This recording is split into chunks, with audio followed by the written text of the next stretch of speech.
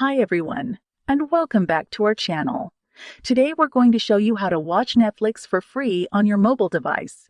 Netflix is one of the most popular streaming platforms out there, offering a wide range of TV shows, movies, and original content. However, its monthly subscription fee can be a bit steep for some people. So today I'm going to show you how to watch Netflix TV series, movie totally free. So follow my instructions. The first step is to open a browser on your device.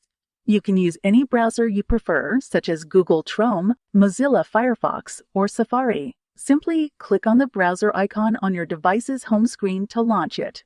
Once you've entered the website's address, your browser will start to load the page. This process may take a few seconds depending on your internet speed and the size of the website. So sit back and wait for the website to fully load. Now that you've opened your browser, it's time to go to the website. All you have to do is type the website's address, or URL, into the address bar at the top of the browser.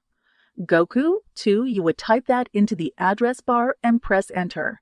And that's it. The website is now loaded and ready for you to use.